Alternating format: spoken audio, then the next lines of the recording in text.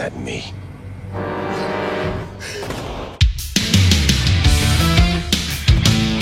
Halo everyone, kembali lagi di F-Movie bersama saya. Di video kali ini, kita akan membahas sebuah film yang berjudul Beyond the Law. Jadi persiapkan diri kalian, karena sebuah spoiler akan segera menemani Anda.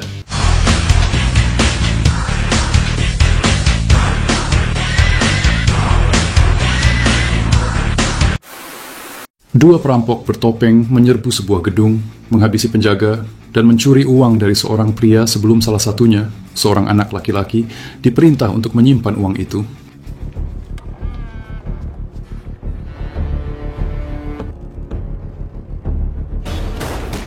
You don't want to do this, guys. Mine. Okay. Di tempat lain, tampak seorang bos mafia bernama Adair sedang mengeksekusi bawahannya, Greg, karena sebuah pengkhianatan. Sementara itu, Chance Wilson, seorang pemuda yang terlibat dunia kriminal, tampak dianiaya dan dihabisi oleh Desmond dan rekannya yang mencari uang hilang.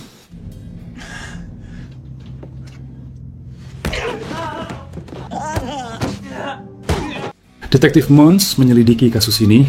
Ia mendatangi ayah Chance, Frank Wilson, mantan polisi sakit-sakitan yang hidup menyendiri, untuk memberitahukan kematian anaknya. Terguncang, Wilson bersumpah untuk membalas dendam. It's really Mr. Wilson. Sometimes is that him?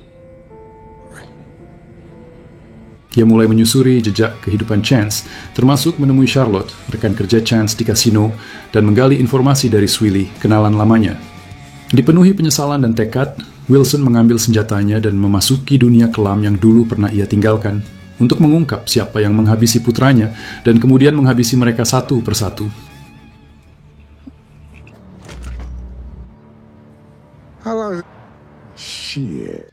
Wilson, mantan polisi yang kehilangan putranya, Chance, bersumpah mencari keadilan. Ia bertemu Ashley, teman lama, dan memintanya membantu mencari pembunuh Chance. Di jalan, seorang pria memberitahu bahwa Jinx, penjahat yang menyalahkannya atas hukuman penjara, sedang menunggunya. Wilson mengalahkan orang-orang Jinx. Look who, motherfucker. I guess, Fucker! God damn it! Fucking April!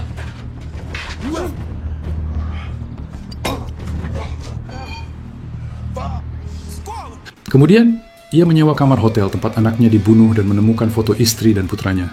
Kenangan akan peringatan yang diabaikan oleh Chance kembali menghantuinya. Wilson terbangun dari mimpi buruk dan menerima panggilan dari ponsel putranya, yang dijawab oleh Desmond, tapi ia tidak bicara. Let's try this again. Who is this? Wilson mendatangi kasino dan menanyai Charlotte, yang mengungkap bahwa Chance punya masalah judi dan utang. Ia juga menyebut Desmond Packard, yang pernah dicuri oleh Chance. Wilson lalu mendengar dari kenalan lama bahwa Desmond adalah anak Adair, yang kini menyesali putranya karena terlibat dunia kriminal. Just ask anybody. Oh.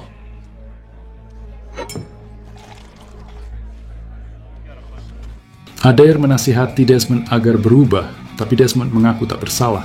Wilson kemudian menemui Desmond langsung di klub. Setelah interogasi singkat, Wilson memukul Desmond, menyita senjatanya, dan menyerahkannya pada detektif Munson untuk pemeriksaan balistik. Namun, Munson memperingatkan Wilson bahwa ia bukan polisi lagi. Yeah. This clowner, are you? Some dude. I don't know where you're from. Oh, motherfucker! Ballistics from the ball from Chance's. Di belakang layar, Munson menerima suap dari Desmond, memberikan informasi tentang tempat tinggal Wilson, dan menjanjikan akan mengurus semuanya. Detektif Mons memperingatkan Adair bahwa Desmond bisa menghadapi tuntutan hukum atas tragedi Chance. Sementara itu, Jinx mencoba memperingatkan Wilson soal Charlotte, tapi diabaikan. One. And don't.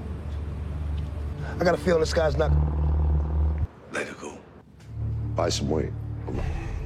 Hey. Wilson mengikuti Charlotte ke rumah orang tuanya, curiga bahwa dia mencuri uang. Charlotte mengaku niatnya tidak buruk. Ia mencintai Chance dan ingin keluar dari kehidupan lama mereka. Tapi keserakahannya membuatnya kehilangan segalanya. You took that money. And I was waiting for things to settle down, but...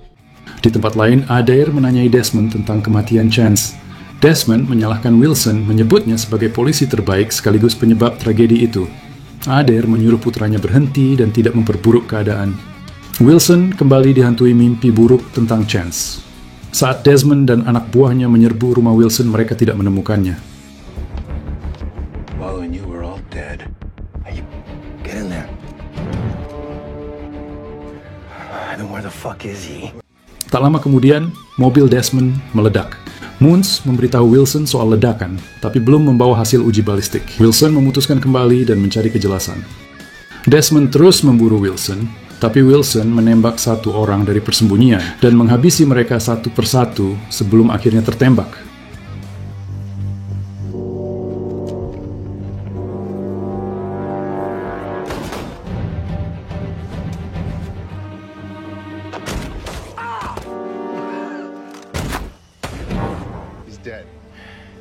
Ia ditemukan sekarat dan dibawa ke rumah sakit dengan Swilly dan Ashley di sisinya. Dalam kondisi kritis, ia kembali bermimpi buruk tentang penderitaan putranya. Mons datang ke rumah sakit, menanyai Swilly dan Ashley tentang kejadian tersebut. Ashley memberikan nomor kontak dan berjanji akan memberi kabar saat Wilson sadar. Mons kemudian memberitahu Desmond bahwa Wilson masih hidup dan dijaga oleh dua orang setia. The police department. Damn questions to you, Liddy. Last plea.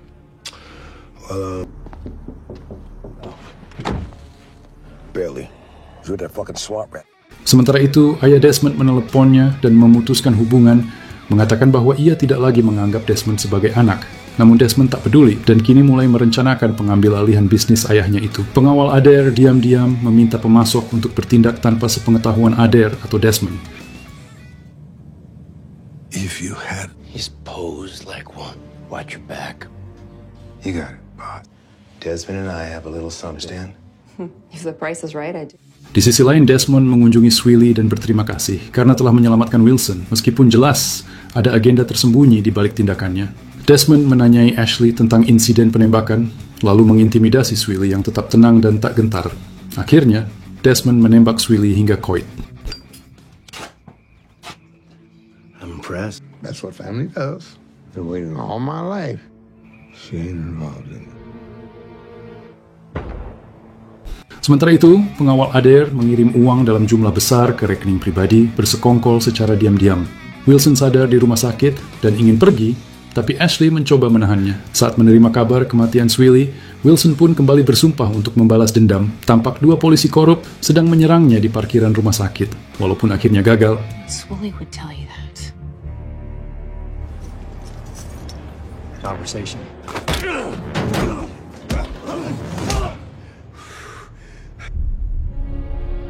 Detektif Mons menghubungi Ashley mengatakan hasil balistik sudah keluar tapi tidak bisa disampaikan lewat telepon. Wilson setuju untuk bertemu. Ashley memberitahu bahwa jaksa akan membersihkan nama Chance dari tuduhan pencurian jika mereka bisa mengungkap kejahatan Adair. Wilson lalu menyatakan bahwa Desmond, Adair, dan Moons yang mencoba menghabisinya harus dibalas. Ia menembak Moons dan memancing Desmond datang ke gudang. I got this off one of your boys. I corrupted it. All going down one way. It's worth a little more.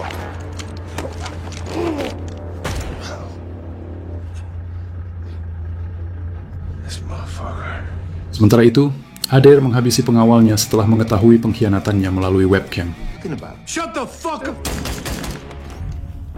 Sementara di gudang, Wilson berhasil menyergap Desmond. Meskipun di sini Desmond memohon, Wilson akhirnya tetap menghabisinya.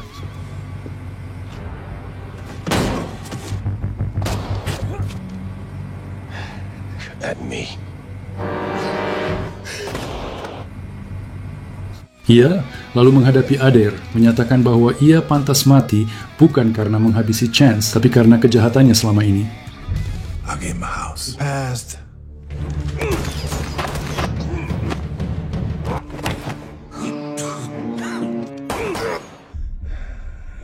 Jail.